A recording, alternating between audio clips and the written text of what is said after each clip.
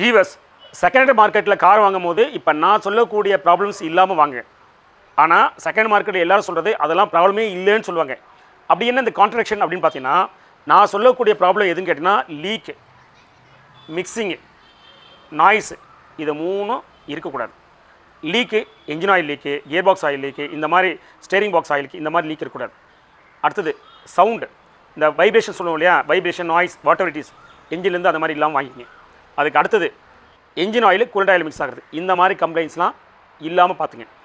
நிறைய டீலர்ஸ் நிறைய பேர் சொல்கிறது இதெல்லாம் ஒரு பெரிய விஷயம் இல்லைங்க, இதெல்லாம் ஒரு சீலு ஓரிங்கு மாற்றினா ப்ராப்ளம் சால்வ் ஆகிடும், நாய்ஸ்னால் ஒரு பேரிங்கை மாற்றினா சரியாயிடும்பாங்க. அது உண்மை கிடையாது. அதுவும் பர்டிகுலராக Volkswagen ஸ்கோடாவை பொறுத்தவரை அது உண்மை கிடையாது. உங்களுக்கான ரியல் கேஸ் ஸ்டடி இந்த வண்டி Volkswagen போலும். இந்த வண்டியில் கஸ்டமருடைய கம்ப்ளைண்ட் இப்போ நான் சொன்னது தான் ஃபஸ்ட்டு ப்ரைமரி கம்ப்ளைண்ட் சொன்னது, sir engine oil coolant oil mix ஆகுது. செகண்டு, என்ஜினை சுற்றி நிறைய இடத்துல ஆயில் லீக் இருக்குது. மூணாவது, டீசல் லீக் ஆகுது. நாலாவது, சார் வைப்ரேஷன், சவுண்ட், நாய்ஸ் வருது கரெக்டாக. இதான் இந்த 4 ப்ராப்ளத்தை சால்வ் பண்ணுறதுக்கு 2 மேஜராக கான்ட்ரிபியூட் பண்ணுது. ஒன்று, இதெல்லாம் நீங்கள் சரி பண்ணணும் அப்படின்னா கம்ப்ளீட்டாக நீங்கள் டிஸ்அசம்பிள் பண்ணணும். ஏன்னா அதில் வரக்கூடிய ஆயில் சீலு, ஓரிங்கு, கேஸ்கெட்டு, பேக்கிங்கு இதெல்லாம் நீங்கள் ரீப்ளேஸ் பண்ணணும்.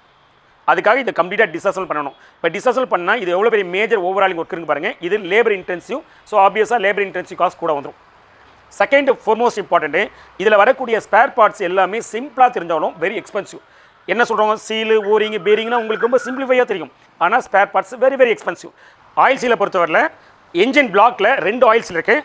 ஒன்று இதை கேட்டினா இங்கே ஃப்ரண்ட் எண்ட் ஆயில் சீல்னு ஒன்று வரும், இங்கே ஒரு ரியர் எண்ட் ஆயில் சீல் இருக்கும். அதை இது ரிமூவ் பண்ணால் இந்த ரியர் எண்ட் ஆயில் சீல் கிட்டத்தட்ட 13,000 ரூபாய்க்கு மேலே. அதே மாதிரி இங்கே பாருங்கள் கேம் ஷாஃப்ட்டு, இந்த கேம் ஷாஃப்ட் ஆயில் சீல் பார்த்தீங்கன்னா இது மட்டுமே நியர்லி 2,500 3,000 ரூபாய் வரைக்கும் ஆகுது ஓஎம் பொறுத்தவரையில். இப்போ அடுத்தது இங்கே பாருங்கள் ஹெட் கேஸ்கெட்டு, இது 5,000 ருபீஸ் மேலேங்க. அதுக்கு அடுத்தது இங்கே பாருங்கள் பேக்கிங் கிட்டுன்னு சொல்லுவோம், இதில் தான் பேக்கிங் கிட்டு, இது 4,000 ரூபாங்க. சரிங்களா, 4,000 ரூபாய்க்கு மேலே வருது. ஓகே, இப்போ புரிஞ்சிக்கலாம் நீங்கள் எவ்வளோ எக்ஸ்பென்சிவாக இருக்குது இந்த பார்ட்ஸு. அதை விட ரொம்ப முக்கியம் இங்கே பாருங்கள் டீசல் லீக்குன்னு சொல்லியிருந்தார் இல்லையா, இதுதான் ரிட்டர்ன் ஓஸு. இதனுடைய காஸ்ட்டு நியர்லி 11,000 ருபீஸ். இப்போ இது வரைக்கும் வந்து பார்த்தீங்கன்னா ஆயில் சீல் பேக்கிங் மாற்றணும், எதுக்காகனா லீக் வருதுன்னு. இப்போ நம்ம மாற்ற போது டைமிங் கிட்டு. டைமிங் கிட்டு எதுக்காக மாற்றினா பேரிங்கில் நிறைய நாய்ஸ் வருது.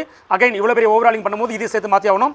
இதனுடைய காஸ்ட்டு இந்த பெல்ட்டு, இந்த டென்ஷனரு, இந்த ஐலரு, வாட்டர் பம்பு இதெல்லாம் சேர்த்து கிட்டத்தட்ட 18,000 20,000 வரைக்கும் வருது. அது இந்த கிளச்சு நம்ம மாற்ற போகிறோம். கிளச்